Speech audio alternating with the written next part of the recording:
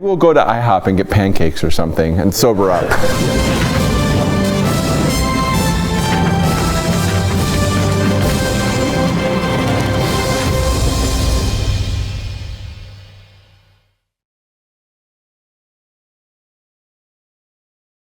Barry, tell me a story. Love you like a brother. Cheers, bitches. All right. So, we're going to tell the story of how Tom and I met. So, transport yourself back to the early 90s when the AIDS pandemic was going on. The pandemic that nobody cared about. And Tom and I volunteered for what was called the Good Samaritan Project. Am I slurring my words? I'm trying not to. Okay, that's good. Okay. I was a doctoral student at the University of Missouri, Kansas City, and we got approached by the Good Samaritan Project, and they asked us, would you be willing to come and facilitate the facilitators? And if you were a volunteer for the Good Samaritan Project, you had to go through this very intensive training. And so I agreed to be one of the facilitators of the facilitators. Gosh, that's really hard to say. So terrible. Okay, pull my together. So I agreed to be part of the training and would train the facilitators. And Tom was a volunteer. And the story that Tom will tell is that this was a weekend-long training, and it was very intensive. It was all day Friday, it was all day Saturday, and all day Sunday to be a volunteer, because we were working with people who were dying. That was very true. And so they were very serious about their training. And Tom's story is that we showed up Friday night at the training, and we were, there was probably 100 people in this room. And Tom was sitting in the back, and I was sitting in the front. And Tom will say that I was sitting in the front because I was very intelligent. I knew that I was sitting in the front because I had ADHD, and if I sat in the back, so it was very important that I sat in front because I would pay attention. Tom will tell the story that he was sitting in the back, and he looked up in the front, and there was this guy with this giant head, which was me. And he thought, there's that guy with the big head. He must be very intelligent. And I was sitting in the back, and sitting in the front, and sort of was not aware of anybody in the back. And the training went on Friday night. I do have a memory of sitting in the front Friday night and turning around just to sort of take in that everybody was sitting behind me. And I remember seeing Tom. I actually do remember him. And I remember thinking, oh, good looking guy. Saturday. So I was a graduate student. I was attending the University of Missouri, Kansas City. And I left my umbrella at school. And Saturday morning I woke up and it was pouring. And I thought, oh, I have to walk all the way to this training. It was about a mile away at this office building. And I thought, I don't have my frickin' umbrella. So I walked to this training because I was very dedicated in the pouring rain. And got to the training, and I was like I had jumped into a swimming pool. I was soaking wet. And Tom encountered me sort of in the meeting room, and he said, here it is, here's the quote. I'll say it to the camera. I was going to pick you up, but I didn't. I saw you walking, but I was going to pick you up, but I didn't. And I was like, what the f***? Get the out of the way. I'm soaking wet. Screw you. Get out of the way. I got to go mop myself off. So that was the first time that you actually spoke words to each other. Yeah, that was our first interaction. What did you think of him? What asshole. Yeah. And then several months go by, and they did these trainings quarterly. So the next quarter went by, and then Tom had bumped up. He had become sort of a trainer.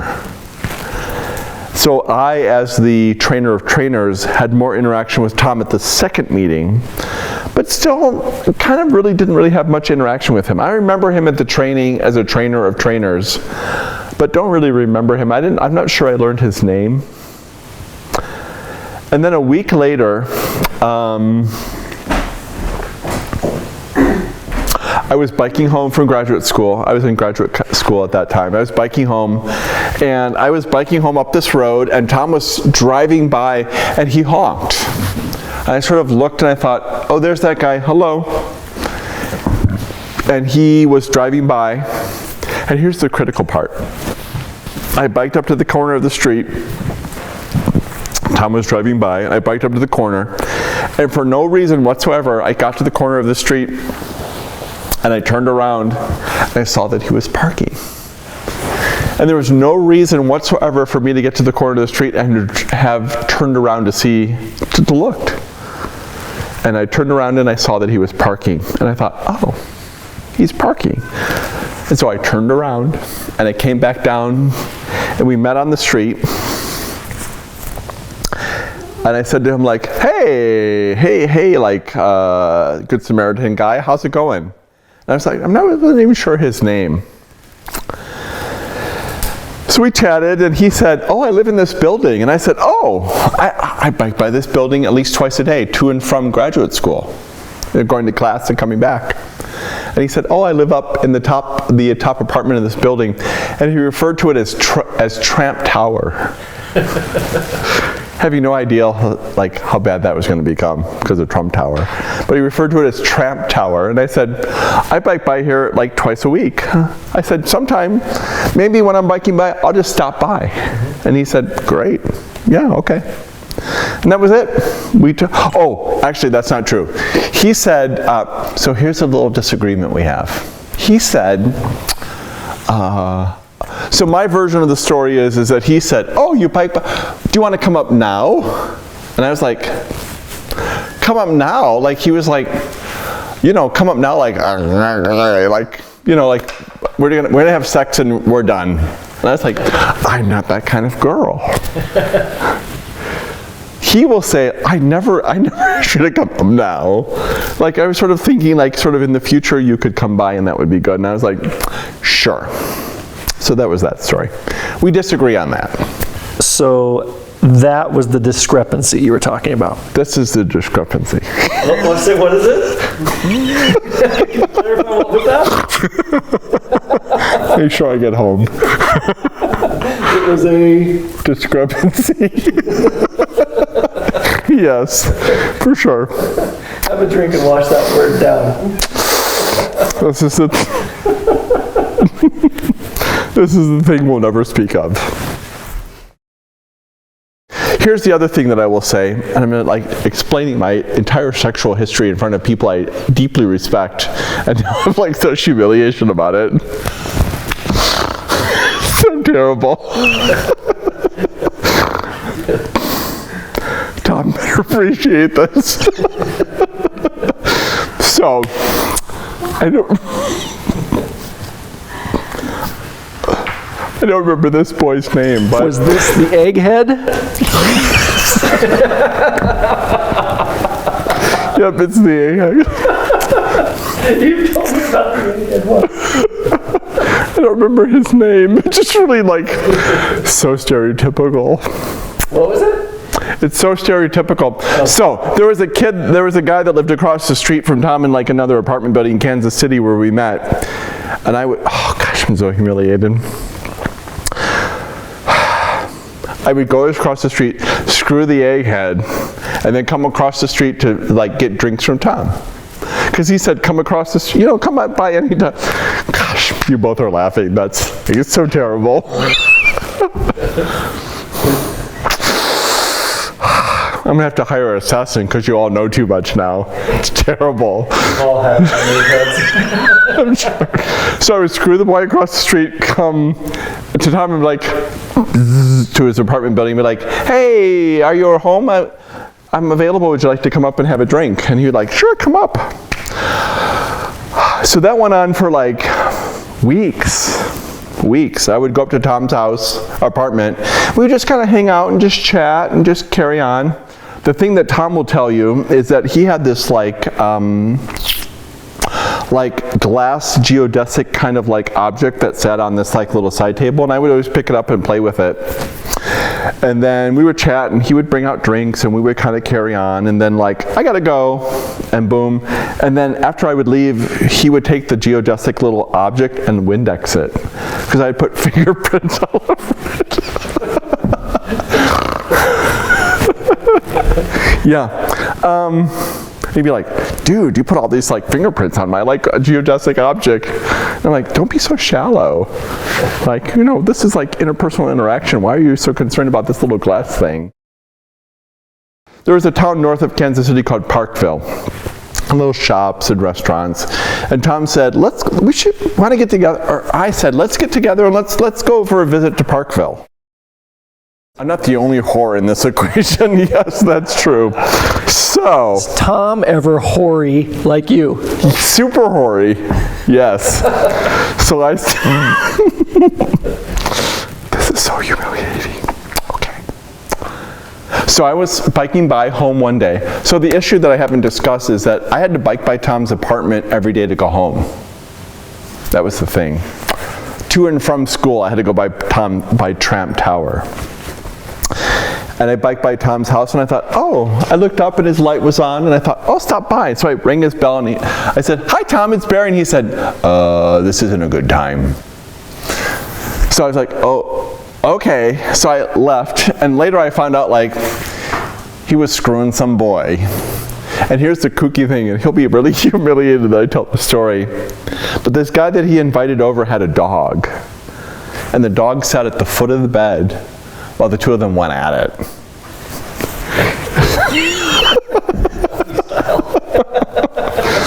It's so terrible. Oh gosh. Yeah. The thing that Tom will say is that I'm husband number 3. That's what he'll say, is I'm husband number 3. And he decided after husband number 2 was over that he was going to wait for someone to find him. And I was someone who came and found him. That's for sure. Yep. Would you say that either of you were looking for a long-term relationship? So I think Tom was kind of like, I'm not looking for a relationship. I'm not sort of speeding into something. And if someone kind of comes and finds me, then that I'll be interested. I'll think about that. And I went and found him. Mm-hmm. So we went to Parkville, which is a town north of Kansas City where I was in graduate school and Tom was now living. And it's a little town of like shops and restaurants and that kind of thing. And Tom will say, we were just friends until Parkville when lust reared its ugly head. Yeah. So I totally remember this. There's an area in Parkville where you have to walk up these like long series of steps. There's like a long stairwell to get from one part of Parkville to the next. And Tom was behind me and I was walking up the steps and Tom was like, that's when I first began to notice Barry physically. Yeah, I know, it's terrible, right? And he's like, that's when lust reared its ugly head. And sort of things began to shift.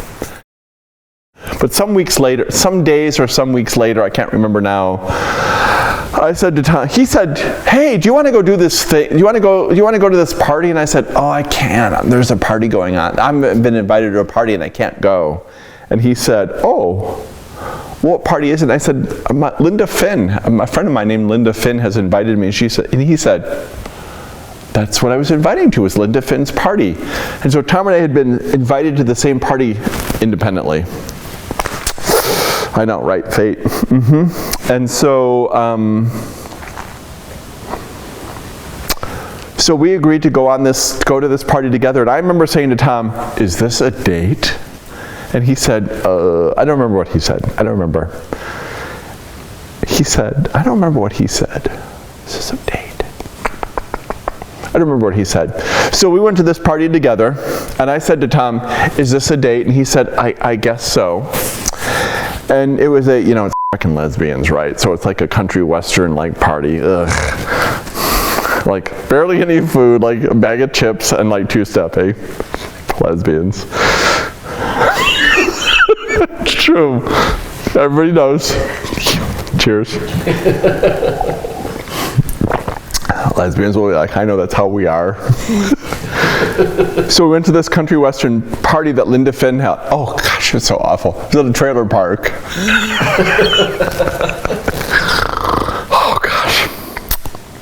Yep. And Tom said, oh, you know, it's a two-stepping part. Like they're playing all this music and it's two-stepping. And I said, oh, I don't know how to two-step. And Tom said, I can teach you how to two-step.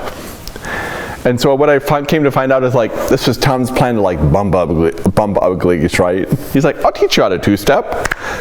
And so I had never two-stepped before, so he taught me how to two-step, which is like fast, fast, slow, fast, fast, slow, right? That's two-stepping. And so I learned how to two-step. That's the night I learned how to two-step, if you know what I mean. So I went to Linda Finn's party, and then two-stepping. Two-stepping. And then he drove me home, and I remember we were in the driveway of my house. I was renting a house with a friend because I was in graduate school. And he said, like, okay, well, good job. Like, good luck, bye-bye. And I remember sitting in his car. He drove a Camaro, a brown Camaro, a Berlinetta, I remember. And we sat for several minutes, and I was like, oh, gosh. And I said to him, well, I think I'd rather come home with you than have you drop me off. And that was the beginning of the beginning. Yep. And that's how we met. That's sort of how we moved from like friends to right prep recording to like, I think something serious is happening here. Tell me about the lunch between Tom and his friend Dan. Dan Tolkas.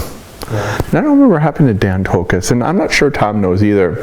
So Tom's very, very, very, very, very bestest friend in the world was Dan. And Tom went out for lunch with Dan one day, sort of like between Linda Finn's party and Parkville, for those of you keeping score at home. And he said, Dan said very intuitively, so what's the story with this Barry guy? And Tom was like, we're just friends. And Dan was like, can give me a break. Really? Friends?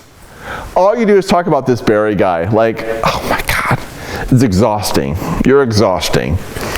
Like, just admit that like you have some crushing going on. And Tom was like, no, we're just friends, maybe. So it was Dan. Like Dan was sort of as the outside objective observer sort of saw like something Tom was like not at yet. And said like, it's pretty serious. And Tom said, no, I don't know, maybe. And Tom was like, yeah. So that was Dan. And then unfortunately for Dan, Tom lost contact.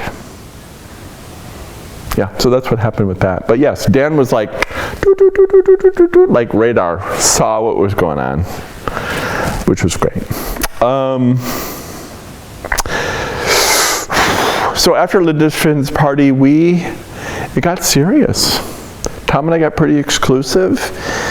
And then that's 32 years ago that Tom and I did this thing, 32 years ago. And as I like to say, it's 32 years ago, but it's 45 in gay years. Yeah, it's 45 in gay years. If I should call you up, invest a dime, and you say you belong to me, and ease my mind, imagine how the world could be so very fine, so happy together.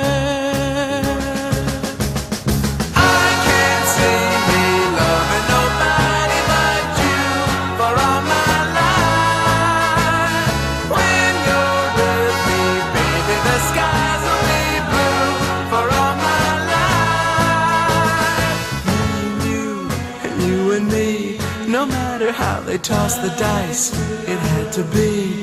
The only one for me is you, and you for me, so happy together.